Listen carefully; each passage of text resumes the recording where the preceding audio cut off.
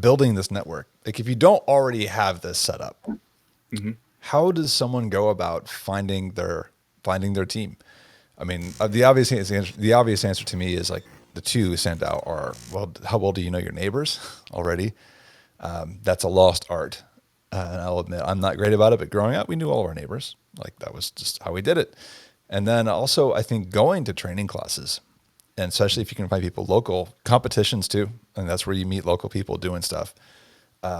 And then they're already at least more like-minded than you're not at that point because you're both there to shoot in competition. So if you go to wilderness brutality, you already have a glimpse of like a pretty good idea of the other people who are there and what they're about. Right. Yeah, two-gun, three-gun competitions, but frankly, it can be bench rest, it can be cowboy shoots.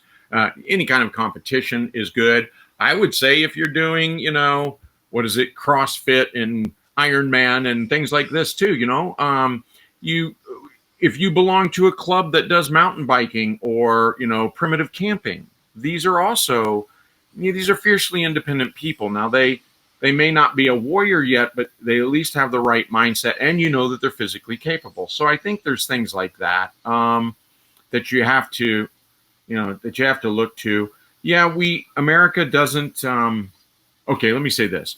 So America is the most mobile, socially mobile nation on earth. And I don't know if these stats hold true now, but I remember being told, gosh, it was probably around 2000, the year 2000, 2001, that 60% of Americans, 60% live within, I want to say it's 20 miles of their parents. Think about that for a second. 60% of Americans live within 20 miles of their parents. So this isn't to say that they don't go farther for college or for the military or for vacation, but where they live, where they buy their home, where they have their career and stuff like this is very, very close to their parents and who they grew up with. Now, that is not my case at all, but I'm an anomaly. I'm an Army brat, and then I was a soldier, and then I was a contractor. So I don't live anywhere near family. But for most of us, because 40% of us don't, right? That's what that 60% means is, 60% of the time it works every time. Well, okay, but 40% of the time it doesn't.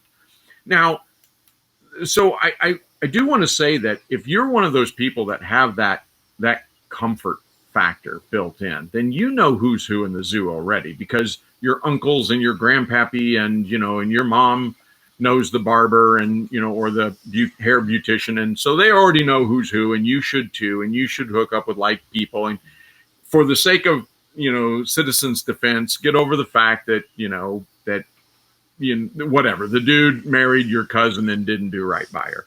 But if you're not that, then it's going to be more difficult. By the way, when you look at other nations that are, we're very mobile, things like Germany and England, I think they claim something like 85% or 80% live within 20 miles of their parents.